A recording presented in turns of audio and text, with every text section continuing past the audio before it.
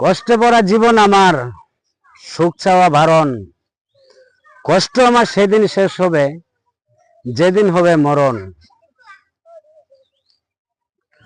অনেক কষ্ট, অনেক জ্বালা, অনেক ব্যথা, অনেক জ্বালা। তো ভাই, মানুষ দুঃখ কষ্ট নিয়েই কিন্তু একটা মানুষ বেঁচে থাকে। কেউ কখনো একক সুখ নিয়ে বেঁচে থাকতে পারে না। যেমনি আমার তেমনি আপনার, এটা কিন্তু সবার বেলায় একই অবস্থায়। সুখ কখনো এককভাবে আসে না।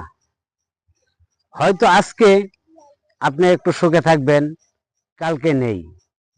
পরশুদিন একটু কষ্টে থাকবেন, আজকে নেই।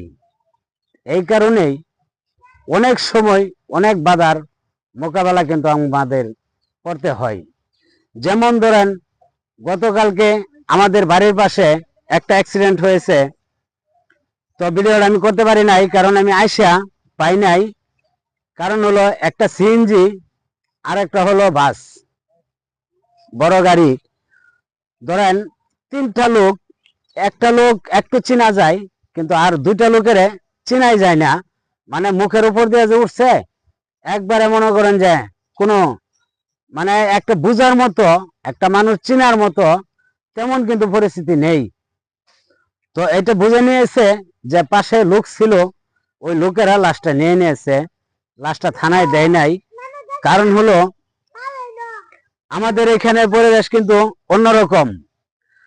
আমাদের এলাকার চেয়ারম্যান, মেম্বার, এমপি যদি ওরা চায়, তাহলে আমাদের এখানে কিন্তু যত অ্যাক্সিডেন্ট হোক, যত ফাস্টাঙ্গে মরুক, যত কিছুই হোক, এটা কিন্তু আমাদের চেয়ারম্যান সাহেবরা তারা থানায় নিতে দেয় না। কারণ অনেকে দেখা যায় গরিব, অসহায়, টাকা নেই, পয়সা নেই। তো দেখা যায় থানায় গেলে 10,000 টাকা লাগে, 20,000 টাকা লাগে, 5,000 টাকা লাগে, 2,000 টাকা লাগে। অনেকে আছে, মনে করেন আজকে আপনার পকেটে 10টি টাকা নাই।